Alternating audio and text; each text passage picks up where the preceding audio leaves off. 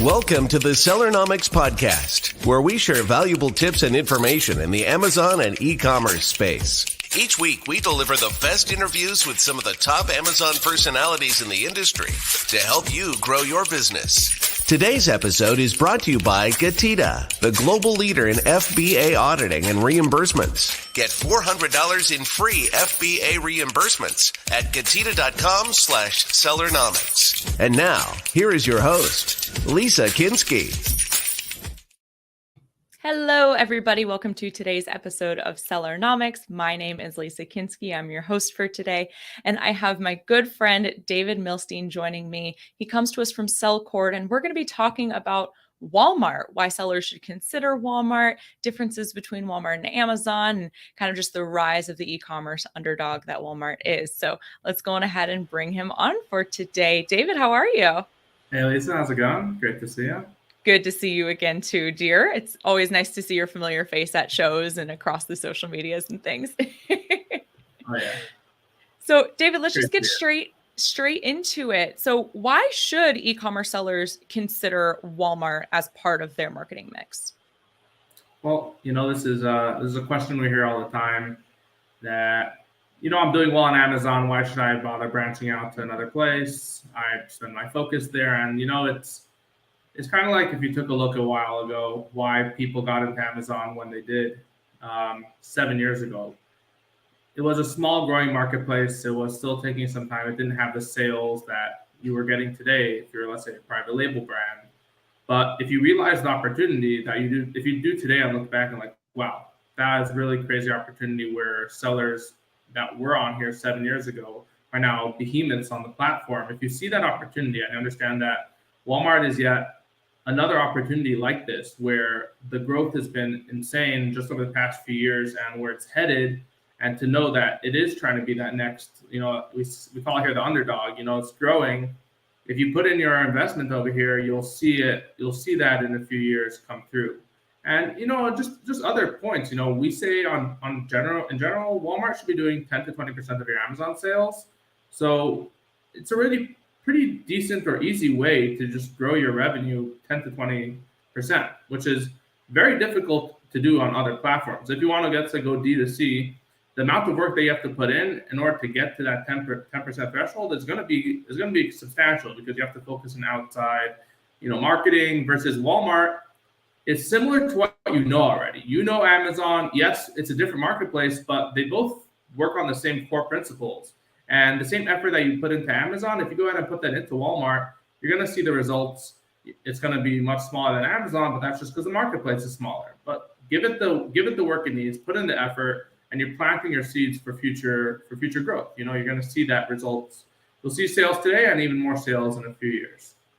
Right. And even though it's smaller now, isn't Walmart still the largest retailer globally? Like, it's still above Amazon, right? I know they're pretty neck and neck now, but there's still such opportunity, especially here in the States. There's a saying in the phrase, you sling a cat and you hit one. There's Walmarts everywhere. So it's like their own little fulfillment distribution centers every, couple miles. It's massive. Yeah, for sure. You're nailing it with like the points where Walmart has ability to succeed, and potentially like where they're even better than Amazon. You have those, just the idea that firstly, Walmart knows sales. As you mentioned, not only are they the number one retailer, like as a whole, they're the highest revenue company for the past 20 years. That's not like a little bit of time. That is a behemoth. That they have been the kings. Yes, Amazon is catching up, but it's not necessarily just sales. Amazon is actually, most of that number is coming from, let's say, AWS hosting, which is a major focus point of where they're making their money from. Their sales do really well, definitely better than Walmart.com, but Walmart stores is primarily Walmart. Yeah, they do have Sam's Club, but it's all selling. It's not, They're not having these out. There's no Prime Video. There's none of that. It's just I sell stuff, and that's what we do. So, that's the primary point of where Walmart's making their sales. So they definitely know and understand how to sell. And the fact that they're now seeing that Amazon is coming after them, they're like, okay, we have to now dominate where Amazon is dominating, which is the .com, the marketplace, the future, where things will be. And like you mentioned, there's a huge opportunity on Walmart as well for stores. And this is something that sellers don't even have this really opportunity on Amazon.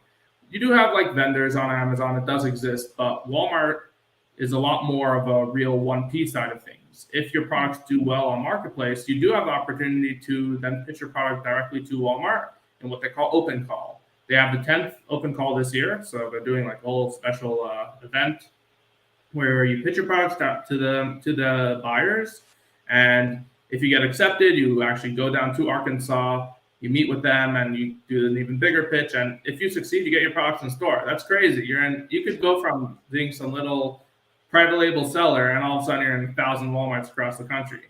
That's massive. That could be a huge PO. It could be, you could do one PO at Walmart, your whole Amazon sales in a year. So it's like Walmart ecosystem Shark Tank. It's like its own Shark Tank, this call. Exactly. It's great. Like the opportunities are just like so different. Just it's similar for the marketplace, but outside of that, yeah, just pitching your products, like exactly a little Shark Tank, selling your own stuff to Walmart. But I mean, we've seen brands do it. Brands that you might just be like, oh, they're just regular Amazon brand, and next thing you know, they're in stores making a killing over there. Yeah. So we're filming this in 2023. And like you said, like 7-8 years ago when Amazon was much smaller, and that's like 2015, 2016, kind of like the golden years of Amazon. It was right before things really took off and the platform got super sophisticated and it was a little bit easier to sell. And like you said, the brands that were on then are absolute behemoths now. So it's Walmart now is kind of akin to the golden years of Amazon. Is that what I'm hearing? You want to get in early, get in on the ground level so you can grow with it. And explain to us what some of the differences are between selling on Amazon and selling on Walmart right now. For sure. So that's a really great comparison, like to back then. The one key difference I would say is to Amazon 7 years ago on Walmart today is that I guarantee you're not going to be waiting 7 years to see the results. It's growing way quicker because, and I like to point this out, is that Amazon is a pioneer. And I don't know if Walmart purposely like said, let Amazon figure it out, we'll come in after and get in, or if they just realize that Amazon is huge and they got to get in over there for themselves. But there's definitely, you could see that Amazon had to be the one out there putting out like the standard. You know, they were the one that like, this is how it works, and this is how ads work, and this is how you set up your catalog. You know, and Walmart's kind of like, okay, we like that, we don't like that. I think we'll do that better. And like you can see like where they're taking and picking from Amazon, which has allowed them to grow at a much faster rate than Amazon grew took to grow. And even more than that, like Walmart, the reason they could go much faster is because everyone knows Amazon now. Like Amazon did all the work for them. Amazon did the marketing to be like, you could buy whatever you want online. Everyone knows that. We all know you're going around, you need to buy what you want. You pull out your phone, you look it up on Amazon, and it's in your house the next day, which is crazy. It's a crazy concept that we live like this, but Walmart doesn't need to sell that to anyone anymore. Everyone knows that because of Amazon. All Walmart has to do is be like, we can do the same thing and even better or even cheaper or whatever they're going to pitch it to you as.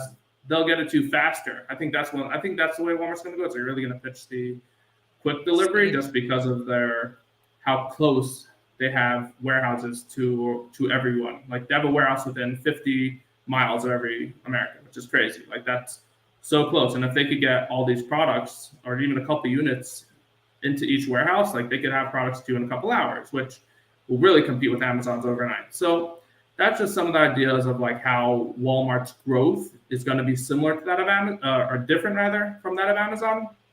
But the main like key differences between, let's say, the Amazon and the Walmart platform, if you want to get into like the specifics, is like I think Walmart saw a problem with titles. Amazon titles, you go on there, like there's even memes about how repetitive it is because it's just stuffed with keywords, and it's just like you have like iPhone 1, 2, 3, 4, 5, 6, like if you're buying a cable, like it says every single iPhone in there. It's a nuisance to have to deal with and see this really long title. It's oftentimes cut off, and you're pretty much relying on the images. So Walmart saw that as an opportunity to be like, no, we're not going to allow this to work like this. Our algorithm is going to focus more on description. right? The title should be concise. And if your title is too long, they give you a strike on your listing quality score, which is how they like rate your listings. So if you have like that, it affects how you rank. I mean, you could get away with it, but it's generally recommended to follow their style guides, follow their guidelines, put your product in a certain format for the title, and use your keyword stuffing in the description. So that's like one difference you'll find between Walmart and Amazon, like an easy one I can kind of go with. And then I think another thing that actually Walmart did a really good job is, which I'm sure people disagree with me, is the flat file side of things. Is I've done the Amazon flat files, and everyone knows about this. Like there's people will just say like how difficult it is and how much of a pain, and I totally get it. You know, I was definitely not looking forward to the Walmart flat files after having dealt with the Amazon ones. And then I'm like, okay, we got to do it. We can't just do these manual uploads. I get in there and it's so much easier. It's like so much simpler of a process. It's done by category instead of like by specific category path. And afterwards you edit your category paths, you edit your product paths, whatever you need to do to get the more granular categories. But the general upload, there's a few different files, and they even went a step further. You want to upload your catalog to Walmart, just put your ASIN in. Boom, like that. Like there's no way Amazon's ever gonna be like, put your Walmart ID and we'll bring your listing in. Maybe if you use like like one of these like these channel providers, they'll like omni-channel, they'll move you over. They'll do that, but there's no way that Amazon's ever gonna do something like that. Versus Walmart's just like, yeah, put your Amazon store here. We'll take every listing over for you. Like they're just making it easier for Amazon sellers to get in, and then they just help you. They have actually a white glove team which like helps you edit your listings. Whatever, there's opinions over there, but they're trying to make it easier for sellers to kind of come to the platform and grow. So there's a lot of information that answers the question in a few different ways. But no, it does. That's so good. I'm curious now. I'm thinking about like, what about the fulfillment fees and like the cost to be a seller on Walmart? And is there an approval process? Didn't you have to be like go through an approval rating in the very beginning to be an authorized seller? Talk to us about that. Yeah, for sure. We'll go backwards. We'll start with the approval first because you got to get on in order to pay your WFS fees. But the business verification side. So they changed this process last year. Before you had to get approved and then you get an account. Now anyone can get an account, but you just can't sell until you have business verification, which they're trying to make it easier, and they did definitely make it easier last August. They quote unquote opened the floodgates, and since then they've seen to date, I mean actually till maybe 2 months ago, 40% increase in sellers, which is pretty nuts. But that's not great as a seller, because now there's just increased competition, because there's definitely not a 40% increase in actually probably year to date, they probably have at least a 40% increase in the GMV. But what they did is they have this business verification, which is easier than it was before. Generally, as long as you're a legitimate LLC and you have an Amazon store, one little tip, it's a pretty good one, is when you're replying, don't use an @Gmail email. Like spend the $12 a month and get the @yourbrand.com. It's totally worth it. Like they'll give you an account based on that. They'll deny often Gmail accounts. I mean, I'm not saying you're not going to get it. We know brands that do, but it's just easier to go. Even if it's just one email, it's just worth it to do that. And if you have like a normal Walmart account, a normal Amazon store, and your LLC wasn't created yesterday, you're probably going to be able to get accepted as a seller. If you did get denied, you can reach out to Walmart, you can reach out to us, and like there's things to do over there. And so getting approved is a little bit more difficult than Amazon. Amazon, like anyone can become a seller. But Walmart's kind of in that mid phase now, where they went from being super restrictive to being middle restrictive, and eventually I don't know if they're ever going to go less restrictive. One big difference I would say is the location where they're accepting sellers from. There's only about 6 countries that they allowed outside the US, and people want more. Actually, when I saw you in Prague, a lot of sellers there were like, hey, I would love to sell on Walmart, but I'm not from any of those countries. So that's a little bit of an interesting thing to see. But you could always incorporate it in America and do it like that, and you'll probably get approved if you do it the right way. So that's one difference you can say over there. Regarding fees, the referral fee or commissions, however you want to call it, are generally the same across the board. They're about 15%, and then depending on categories, lower or higher. Primarily, like there's a few that are 10%, maybe like one that's 20%, but pretty much about the same. The difference we're going to see in fees is when it comes to WFS, which is Walmart Fulfillment Services, their version of FBA. And the main difference there is going to come to, I think, smaller packages, like cheaper products that are small. And I know Amazon's program for that, like the light packages, did just go away, but Walmart implemented this thing where products under $10 have an additional $1 fee. Whatever. It's kind of an interesting way to do it because you could have a 2-pack of a product which has a lower WFS fee than their single pack product, but might have to do with commissions. I don't like it, obviously, because it's just an extra cost you have to pay, but it's there. But generally, their fees, I would say, are slightly less. Let's say you have the same dimensions. I was just actually looking this up earlier today on the Amazon FBA calculator versus WFS calculator. Your fees are going to be slightly less on the Walmart unless you're less than $10 product. Then that's where you'll see a slight variance, and Amazon will actually be cheaper. But generally, WFS fees are slightly cheaper, as well as storage fees. And then Walmart, since they're really in their phase right now, like pushing to get new sellers, they're like, yo, we're giving commission discounts, or we're giving WFS discounts, or we're giving ad credits. Like they're trying to do their part to get new sellers on the platform. So they give you these temporary fees, fee discounts. But that's all temporary. So in the long run, it won't really play as much of a difference. But there are other programs too. There's like the CAP program, like a commission adjustment program, where they'll take a bit of a cut on theirs to get that. Like if you sell the product for a little bit cheaper, they'll take a cut on their commission. But these programs and generally sales on Walmart, this is actually a whole separate thing. It's really difficult to run promotions on Walmart because Walmart and Amazon, they both track pricing on other platforms. So if you're cheaper on Walmart, you can lose your buy box on Amazon. This is generally just something you should really avoid, is changing pricing on different platforms. I'm just curious how Walmart's going about this, because Walmart, we're going off a bit of a price tangent here, but Walmart had last week, they had Walmart Plus Week just to compete with Amazon Prime Day. I love that they did that 2 days overlap, but Walmart also did the day before and after. They gave it 4 days as opposed to Amazon's 2 days. And I'm like, what's your point? Because Amazon sellers, if they lower their price on Walmart and not on Amazon, they're going to lose their buy box on Amazon. Like they literally will, like, even if you're the only seller, they'll just like suppress the listing. And it's like, what's the game plan over here? Why are you trying to, like, you're just going to hurt your sellers because they're not going to want to enroll in Walmart Plus Week because they don't want to impact their Amazon. Like, understand that Amazon is currently the space where the money is. And if you're like, it just, I don't really understand kind of their plan over there. I think that's something that they're definitely working on. But general rule, don't go cheaper on Walmart. Don't go more expensive on Walmart because Walmart will shut down your listing. So kind of generally stick to the same pricing. If you're running a promo on Amazon, run it on Walmart. There's no coupons on Walmart yet. I don't know, just different. There's a lot to talk about with the pricing. But yeah, definitely.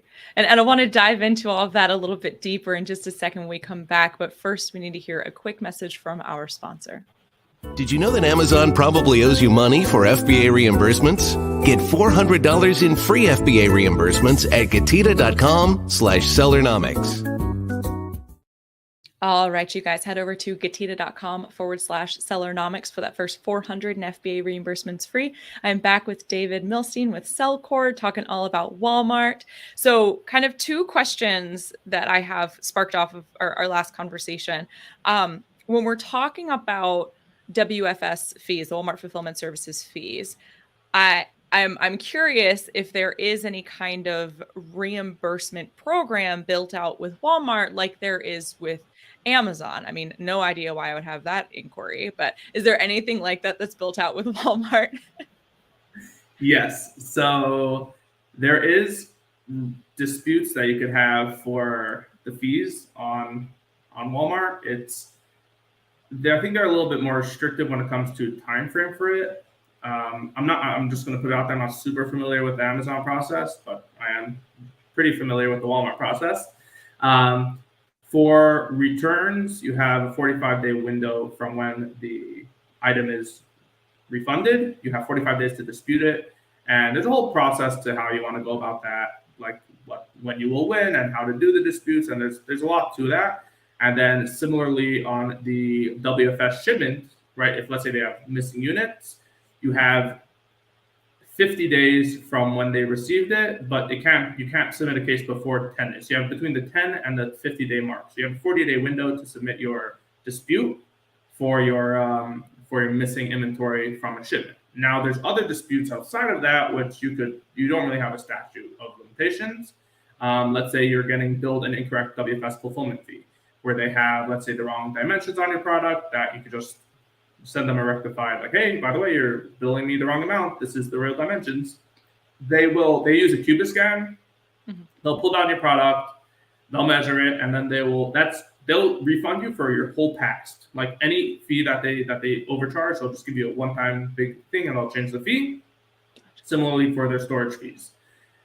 There's other things here and there. I mean, I think just as a growing platform, you're gonna have data errors. Like I can't even imagine what their IT team has to go through with their reports. I mean, I'm just looking at an account, a massive account, like a whole payment report was just missing. I'm like, where is this? I mean, I know they got paid for it, but like I can't download or view the report. Like, what's going on? So you have to open up cases. I'm like, there's a lot of issues that you'll find, potentially payment discrepancies. I'm actually looking into something right now. I was looking into it earlier today. Like, I was showing like I was being charged $8 for something that should be $7.95. I'm like, well, is this an opportunity for a dispute? So it's just cases. You have to just raise it with them. And this is a general rule for any Walmart case that you ever deal with.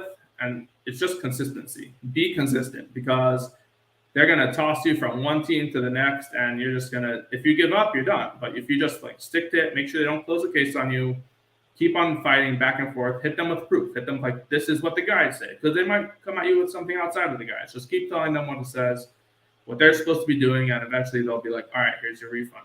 I mean, if you figure out the right verbiage and the right way to go about it, there's definitely opportunity over there. But it's a bit of a roller coaster if it's your first time getting in there, because you might just give up after 5 responses that they're not going to give you a refund. But be consistent and persistent, I guess, as well, and you'll get what you need.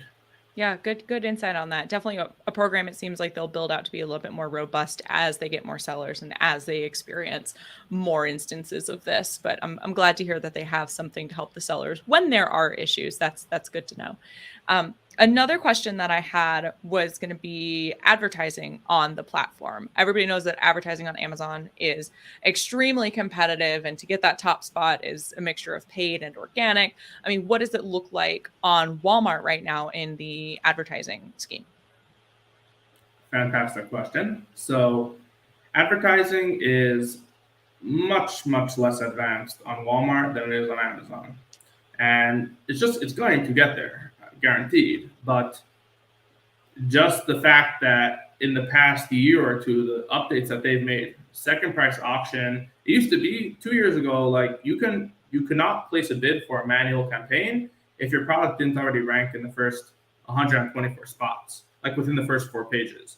I was like, what? Like you have to run an auto until you get, like, they just changed that whole system to be more about a relevancy score. So those are just 2 examples of massive things on Amazon that are just like no-brainers, which Walmart just got into. Another thing, like there's no negative targeting right now on Walmart.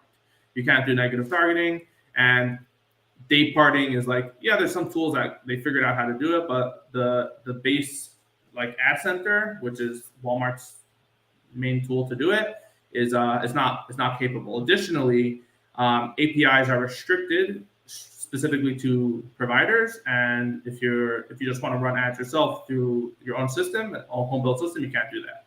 You'd have to do it all through their Ad Center, which is getting better. Like they didn't even have bulk uploads for campaigns before, but it's still definitely a work in progress. So that's on the functionality side. But in regards to practicality, the performance, it's getting more competitive, and you could definitely see that, but still nothing compared to that of Amazon. You're in so many categories, you could still win at the base CPCs, which is pretty nuts. Maybe a little bit more than, but we run a lot of ads, and our base CPC level is shockingly low. Like you'd be surprised by, like, most products are probably around that 50 to 75 cent range, which isn't crazy. I mean, that's very yeah, there's going to be those really hot keywords. Obviously, vitamin C supplement is going to be up there, but like it's not like generally you're not going to have to go too crazy, and you'll see like even though there is competition, it's definitely lacking with that compared to Amazon, which is just brutal. My theory is if with the correct effort into listing, and if you have optimized listing, you have decent reviews, you're priced well, and you're not a out of the box product, if you run ads, you will succeed. You like no matter what, you will get there. You will eventually get your product where it needs to be. Just make sure that your listing is good to begin with. Like don't try selling garbage and expect it to work, especially if it's overpriced. So there's a few criteria to it, but generally like your ads will get you there versus on Amazon, you might even be able to gain rank, but you're just burning at such a high cost because your top list is off the charts because there's too much competition, so there's definitely a lot to that. But definitely strongly recommended that you hit advertising. We do see some brands that they never advertise, and they used to be on Amazon for Walmart for years, and their sales used to be good, and now they come to us, they're like, what happened? My sales are just losing every month. And we don't like start ads, like you used to be able to succeed, but now that you would succeed without ads, but now that you're like kind of just turned off, the competition's coming in and they're eating away. And this is good on two fronts. It shows you like there's still time to get ahead of it. But secondly, if you're a brand and you're running ads, you will get there. Like you can see they're losing money, which means someone else is making money. So there's really a lot of opportunity. You just kind of got to put in the effort, and ads is a great way to get there. Yeah, the game has changed and the players are getting more fierce. So you've got to stay up to date with the competition. I love this. I feel like we could do an hour-long episode on this, but we're gonna wrap up with a couple of quick questions. One is, how does a seller know if they should expand onto Walmart? How do they know if their product is a product market fit for Walmart? It's great. It's a great question. And this is something that we deal with people all the time, that they come to us like, hey, I sell this, like, will I succeed? Like it's funny because we have some brands that almost all the brands we deal with are Amazon sellers, and they come to us and like, they're like, this product should succeed on Walmart. And then it turns out the product they didn't expect to succeed is killing it. Why? The general rule that I like to give is that generic products do better on Walmart, right? And this has kind of been the same flow that Amazon kind of had. It went from being really strong. Resellers were king, wholesale reselling, that was king to begin with. Then it kind of moved to like private label, and now it's where these new Amazon sellers like really are able to get in is with these niche products. I have a garden hose that does X, Y, and Z, and it's $30, but it has 50 different cool features that your regular $10 garden hose doesn't do. The niche cool products are what are doing better. Versus on Walmart right now, it's kind of in that first to second phase. The resellers are still king, and they are making insane on these brand products. Branded, like if you're looking up some soap, you're probably going to be buying Dove or whatever it is. You're going to these behemoths, right? And it's moving towards that private label right now, and eventually you'll get to the niche products, but that's not where the money is now. So these Amazon brands that have been killing it with their niche products see their generic products doing better on Walmart. So what does it come down to? It comes down to, I would say, three main factors. Looking up the product to see if there's search volume for it, looking at your competition to see what their reviews are, and looking at the pricing. If you take your product and you see like what is the search volume for this? Is it 50 a month or is it 50,000 a month? And that's going to be the big difference. Look at that. Look, if it's something in the few thousands, I would say for Walmart, even in the mid to high hundreds, you can still make sales. Get in there and see what's the competition looking like. Am I priced about the same? Am I priced less? Wow, if you're priced less, get in immediately. Like that's great. That's immediate boom right there. You have a product that you're cheaper than the top 4, 10, anything on the front page. You're cheaper than that, and they have a few thousand search volume. Immediate sell. Get in there immediately. If your product is the same price, great opportunity. You might have to work a little harder for it, but do it. And if your product's a little bit more priced, fine. But if you're extremely overpriced, it's going to be really hard to get in unless you have like reviews, strategies. Generally, you want to kind of be about the same price. So as long as your pricing is decent and you have a high mid to high search volume, get in. If it's too niche, you could I would say don't not list your product. List it and try win for your keywords. And as the marketplace grows, so will your listings. But it's kind of a little bit tougher to win and make big sales, and you might just get disappointed and just want to quit. So kind of look for the products that are more generic. I'm not saying like it can't be a niche at it. It can't be not. It doesn't have to not be a niche at all. Like it could be a little niche, but as long as your pricing is fine, you're good. You have these brands like, oh, I'm a really premium supplement brand, and they sell for twice the price of the regular. I'm sorry, unless you have like very good reviews and really good marketing, like good content, then it's going to be really hard for you to succeed over there. That's just the general feel. So if the generic products are doing much better on Walmart these days, is brand building as important on Walmart as it is on Amazon right now? Is there even an opportunity for Walmart to have a brand page? Or I'm sorry, sellers to have a brand page on Walmart like they do Amazon? Wow, that's a very relevant topic because brand shops are currently in beta. So this is nice. Yeah, very big news. If you're listening, you probably didn't know that. And you can see it if you want. Land's End is the only one I've seen that exists. It's cool, but if you guys want to check it out, ask me. I'll send you a link. But it's currently in beta. I haven't played around with it yet, but it's something that should be coming in, but definitely before the end of the year, hopefully in the next couple of months. And it's definitely worthwhile to head in that direction. The same way like Amazon is that now. Take the time to make your Walmart like that now, and it will become worthwhile, especially if you want to build there's definitely repeat customers. And I would say even a step probably before brand is subscribe and save, right? Can you have subscription models on Walmart? Also in beta right now. We've seen this. I don't know if you've seen a Walmart listing that says subscribe, send that link to me because I would like to see that. I haven't seen it yet live, but I know it's currently undergoing beta, and they're bringing sellers in to be accepted to the program, but we haven't seen it yet live. But that's going to be major, especially for building your brand, for building your repeat customers. And it's, again, Walmart's looking at Amazon. They're like, what can we do better? And those are two things that are the hottest things right now that are going to be coming in the next few months. Yeah, that is so exciting. Final question. What would be your top tips for success on Amazon to sellers right now? Okay, for sure. So I think it really relies upon the most recent thing we spoke about, the search volume. Get your products that will succeed in search volume and utilize review syndication. Walmart offers free review syndication. Check it out. You could just Google Walmart review syndication. You have to apply, you have to get approved, and you cannot bring in your Amazon reviews. But if you have a brand that has reviews on your D2C shop, bring them over to Walmart. That gives you an immediate edge over your competition. And I've said this before, but it's a little cheesy, but Walmart is the tip. Get into Walmart and you will succeed. We've seen this countless times. We see this with so many brands that the sooner you get in, the easier it is to scale, to grow, to gain those keywords.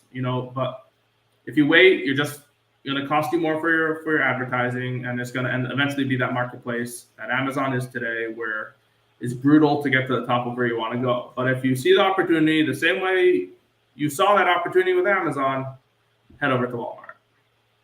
Amazing. I love that. We're going to hear another quick message from our sponsor. When we come back, I want to hear more about SellCord and where folks can get in touch with you. We'll do that in just a second.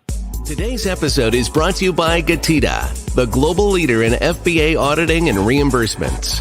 Get $400 in free FBA reimbursements at Getida.com/Sellernomics. You guys know where to go. Getida.com/Sellernomics for the first 400 FBA reimbursements free. I'm back with David. And now this has been such a great conversation. Like I said, we could have easily made this an hour long, but that's just more reason to cut off the info now, so people have to reach out to you to learn more. So tell us about SellCord and where they can get in touch with you. Of course, thank you for that. SellCord, we are just brief overview. We're a Walmart-focused agency. We're partners with Walmart, and we offer full service management for Walmart. That means is we work with your brand, take you from Amazon or wherever you're coming from, help you get an account if you need, do full listing optimization, move you into management, which is advertising, as well as anything that you need on Walmart. You have listings that have issues with compliance. You have listings that you don't have content rights for. You need help building your brand shop, and that's available. Anything that you need on Walmart, we're there to service you. We have rich media hosting, which is something we didn't even talk about, which is Walmart's version of A+ content. We got you covered. So really anything in the Walmart front. We even work with brands that are looking to get into 1P, into Walmart stores. We've helped numerous brands on that front. To get more information, you can head over to sellcord.co, sellcord.co. You can email us to info@sellcord.co. You can email me directly, david@sellcord.co, whatever you'd like. We'll be able to answer pretty much any of your Walmart questions, whether it's pertaining to 3P, whether it's pertaining to 1P, whatever you want, we got you covered if it has to do with Walmart. Absolutely love it. And again, you guys, that is sellcord.co, spelled exactly how it sounds. Reach out at info@sellcord.co or reach out to David directly at david@sellcord.co.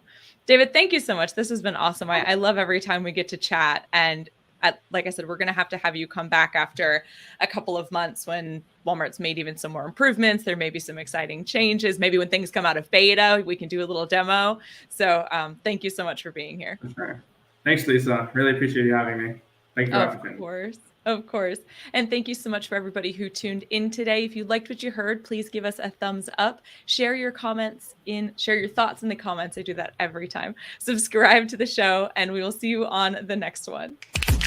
Thanks for joining us this week on the Sellernomics Podcast. Special thanks to our sponsor, Getida. Did you know that Amazon probably owes you money for FBA reimbursements? Get $400 in free FBA reimbursements at Getida.com/Sellernomics. Be sure to join us again next week for more great tips on how to grow your business. And thanks again for listening.